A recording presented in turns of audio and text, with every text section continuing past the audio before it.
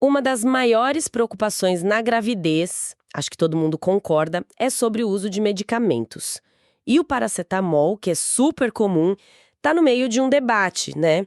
Se ele teria ou não alguma ligação com o desenvolvimento neurológico da criança. Fala-se muito em autismo, TDAH. Para a gente tentar entender isso melhor, o material que a gente analisou hoje é bem robusto. É uma meta-análise que juntou dezenas de estudos sobre o tema. Então, a ideia aqui é ver o que essa montanha de dados realmente nos diz. Qual que é o veredito da ciência até agora? Vamos direto ao ponto, então. A principal conclusão dessa revisão, pelo que eu vi, vai um pouco na contramão do que a gente ouviu por aí nos últimos anos. O que ela diz exatamente sobre o risco. Olha, ela diz que quando a gente olha para os estudos de maior qualidade, Certo? sabe, aqueles com uma metodologia mais rigorosa, a associação direta entre usar paracetamol na gravidez e condições como autismo ou TDAH simplesmente não se sustenta. E o mais interessante é entender por que tantos estudos antes sugeriam o contrário. Certo, porque essa ideia não surgiu do nada, né? O que esses estudos mais antigos estavam vendo, então, se não era uma causa direta? Eles viam uma correlação, mas provavelmente estavam interpretando a causa de forma errada. O problema são os chamados fatores de confusão. Pensa assim, uma gestante tem uma infecção, febre alta. Ela toma paracetamol.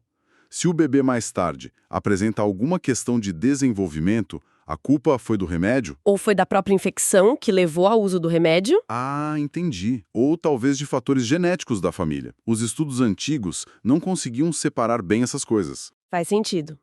Então, paracetamol era o suspeito que estava ali na cena do crime, mas talvez não fosse o verdadeiro culpado. A culpa podia ser da febre e não do remédio para febre. E pelo que eu entendi do material, os pesquisadores usaram uma forma bem inteligente para isolar isso, né? Usando irmãos como comparação. Exatamente. É uma abordagem metodológica assim muito elegante e poderosa.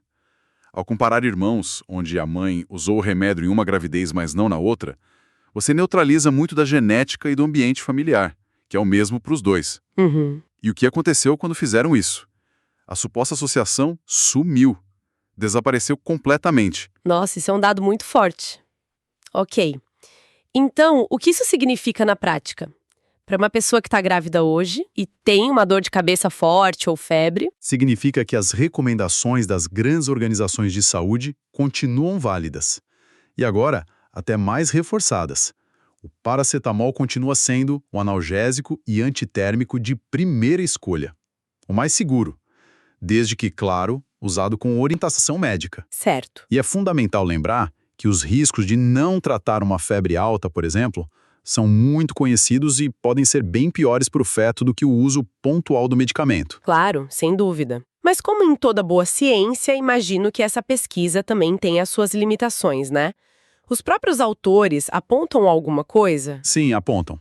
A principal é que a maioria dos estudos depende do que as mães lembram e relatam sobre o uso do remédio, às vezes anos depois. E a memória pode falhar. No futuro, o ideal seria ter métodos mais objetivos, tipo medir os resíduos do paracetamol no sangue, na urina. Uhum. Mas mesmo com essa limitação, o fato de a associação sumir nos estudos de irmãos é um sinal muito, muito forte. E tudo isso, sabe, levanta uma reflexão importante. Se o paracetamol não é a causa, talvez o uso prolongado dele seja, na verdade, um sinal. Um sinal. Um sinal de que existe uma outra condição de saúde materna ali por baixo. Uma inflamação crônica, uma dor persistente, algo que merece atenção. A pergunta que fica é: será que o foco todo no medicamento acabou desviando a nossa atenção das condições de saúde da mãe, que podem ser o que realmente influencia o desenvolvimento da criança? Este foi o episódio de hoje. Obrigado por nos ouvir. Não se esqueça de compartilhar, seguir nosso podcast e continuar essa conversa nas redes sociais. Até o próximo.